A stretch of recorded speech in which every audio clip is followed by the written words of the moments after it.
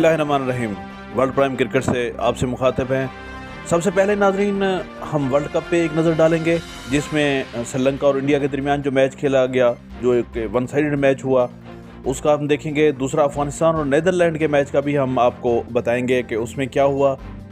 इसके बाद हम अपने दूसरे टॉपिक की तरफ आएंगे कि सचिन तेंदुलकर का मुजस्मा आवेज़ा किया गया है बम्बई के स्टेडियम में। तीसरा हमारा जो टॉपिक होगा वो वर्ल्ड कप पे होगा। वर्ल्ड कप 48 साल तारीख में बड़ी हलचल है और नए रिकॉर्ड बन रहे हैं। हमारा आज का चौथा टॉपिक होगा कि आकाश चोपड़ा ने शाहीन शाह अफरीदी की तारीफ क्यों की है, इस पे भी हम एक नज़र डालेंगे। फिर बाबर आजम का हम बताएंगे कि बाबर आजम मुसलसल स्पिनर के खिलाफ आउट हो रहे हैं। हमारा छठा टॉपिक होगा कि शोएब मलिक के बयान ने क्यों तहलका मचा दिया है, ये भी आपको इस पे नज़र होगी। फिर सातवां और आखिरी टॉपिक हमारा होगा कि सौरव गंगुली के भाई ने जो टिकटें ब्लैक में बेची हैं, तो इस सिलसिले में उनका क्या मौक़िफ़ है। तो नाज़रीन, अब आते हैं सबसे पहले टॉपिक की तरफ। सबसे पहला टॉपिक तो हमारा इंडिया और श्रीलंका का मैच है। जैसा कि आप जानते हैं कि बिल्कुल यकतरफा मैच हुआ। इंडिया ने फर्स्ट बैटिंग की और उन्होंने 357 स्कोर किए, 357, और जिसमें गिल ने 92 किए, कोहली ने 88 किए, अय्यर ने 82 किए। बड़ी अच्छी बैटिंग उन्होंने की इन सब ने। और उन 357 के जवाब में ऑस्ट्रेलिया श्रीलंका ने सिर्फ 55 किए, 55 ओनली। यूं 302 रन से मैच जीता है इंडिया फुल फॉर्म में है। टोटली आउट क्लास कर दिया श्रीलंका को। श्रीलंका टूर्नामेंट से आउट हो चुका है। अब दूसरे मैच की अगर हम आज के मैच का देखें तो अफगानिस्तान और नीदरलैंड का मैच, जिसमें अफगानिस्तान ने नीदरलैंड को हरा दिया। उन्होंने 179 का टारगेट दिया, जो उन्होंने 32वें ओवर में पूरा कर लिया। तो ये भी बज़ाहिर वन साइडेड मैच हुआ। अब हम आते हैं अपने दूसरे टॉपिक की तरफ। इसमें वर्ल्ड कप में एक चीज़ और भी मैं आपको बताता चलूं कि कल मैच बड़ा अहम मैच है पाकिस्तान के पॉइंट ऑफ व्यू से न्यूजीलैंड के साथ। इसमें से जो भी टीम जीतेगी वो तकरीबन फिर सेमीफाइनल में क्वालिफाई कर जाएगी। पाकिस्तान के लिए ये मैच जीतना बड़ा अहम है। इसमें एक चीज़ और भी है कि फोरकास्ट में आ रहा है कि कल बारिश भी हो सकती है। तो ये अगर बारिश हो गई तो फिर भी पाकिस्तान आउट है। इसलिए मैच हो और पाकिस्तान जीते, और उसमें भी रन रेट को भी देखा जाएगा। रन रेट भी अच्छा करना पड़ेगा पाकिस्तान को। तो अब आते हैं हम अपने दूसरे टॉपिक की तरफ। सचिन तेंदुलकर का मुजस्मा आवेज़ा कर दिया गया है मुंबई के स्टेडियम में। ये एक बड़ी तकरीब हुई जिसमें सचिन तेंदुलकर थे, उनकी बीवी, बेटी और उनके ब्रदर भी थे। तो बीसीसीआई का कहना था कि हमने उनकी खिदमत के एवज़ उनको खराज तहसीन पेश करने के लिए उनका मुजस्मा आवेज़ा किया गया है। तो इसमें कोई शक नहीं कि Sachin Tendulkar one and only थे।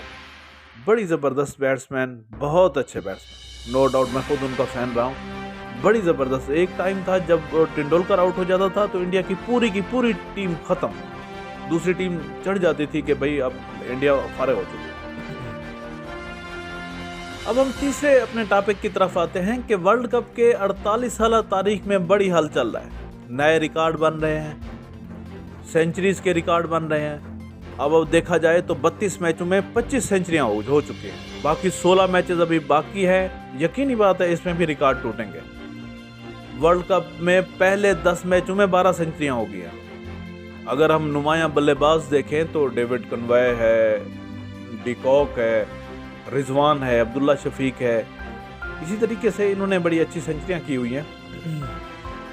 वर्ल्ड कप 2019 में 31 सेंचुरियां की गई और 2015 में 39 सेंचुरियां की गई। और इस वर्ल्ड कप में 32 मैचों में 25 सेंचुरियां हो चुकी हैं। तो ये बज़ाहिर लग रहा है कि ये रिकॉर्ड टूटेंगे। अब हम आते हैं कि आकाश चोपड़ा ने, जो कि एक इंडियन स्पोर्ट्स जर्नलिस्ट हैं, बड़े अच्छे जर्नलिस्ट हैं, उन्होंने शाहीन अफरीदी की बड़ी तारीफ़ की है। और उन्होंने कहा है कि पुरानी बाल से जिस तरह उन्होंने मोहम्मदुल्लाह को आउट किया, मुझे तो वसीम अकरम याद आ गया। वो बड़े फ़ैन हैं शाहीन अफरीदी के। वो कहते हैं कि शाहीन अफरीदी एक बहुत अच्छा बॉलर है और उसकी बॉलिंग काबिल दीद और काबिल दाद है। बहरहाल उन्होंने बड़ी इसकी तारीफ़ की है और वो कह रहे हैं कि भाई शाहीन शाह अफरीदी को आप फुल सपोर्ट करें, वो एक अच्छा बॉलर है। अब आते हैं रमीज़ राजा ने क्या कहा बाबर आजम के मुतालिक। उन्होंने कहा कि बाबर आजम मुसलसल स्पिनर में फंस रहे हैं।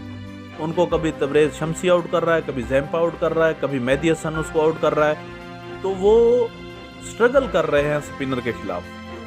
उन्होंने ये भी बताया कि वो कह रहे थे कि मुझे नहीं समझ आ रही कि वो फुटवर्क में कोई प्रॉब्लम आ रहा है या कोई और परेशानी है। बाबर आजम को इस तरह तो नहीं खेलना चाहिए और उनको चाहिए कि वो स्वीप शॉट खेलें।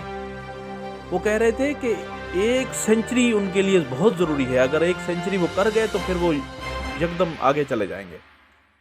लेकिन अभी अगर देखा जाए तो बाबर आजम जिस तरह एक बड़ा नाम है, टोटली फ्लॉप जा रहा है।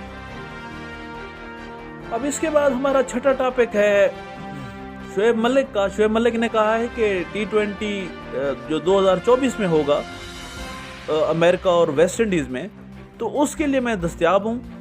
अगर मुझे खिलाया जाए तो मैं उसी तरह फिट हूँ जैसे मैं पहले था। अब ये देखते हैं कि पीसीबी उनसे रब्ता करता है या नहीं करता। बहरहाल हम इस खबर पे हम नज़र ज़रूर रखेंगे। अब हमारा आखिरी टॉपिक है कि सौरव गंगुली के भाई पे टिकट ब्लैक में बेचने की इल्ज़ाम है। सौरव गंगुली ने तो ये कह दिया है कि भाई ये बिल्कुल लग़व है, किसी ने इस तरह नहीं किया। पुलिस को चाहिए कि वो इसकी पूरी इन्वेस्टिगेट करे इसको, और अगर कोई मुलव्वस है तो उसको सजा दे, खा वो मेरा भाई क्यों ना हो। उन्होंने इंडिया और साउथ अफ्रीका का ये जो मैच होना है उसमें उन्होंने कहा कि कलकत्ता में 67,000 आप शौकीन बिठा सकते हैं और डिमांड है 1 लाख की। तो सप्लाई और डिमांड का जब फ़र्क पड़ता है तो ये इस तरह की ब्लैक में बिकती हैं। बहरहाल उनका कहना था कि इसमें मेरे भाई का कोई इन्वॉल्वमेंट नहीं है, और अगर मेरा भाई इसमें इन्वॉल्व है तो उसको सज़ा देनी चाहिए।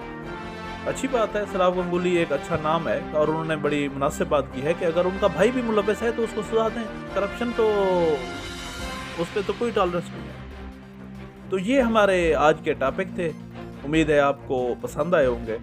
आप इनको लाइक करें, शेयर करें, सब्सक्राइब करें। Thank you so much.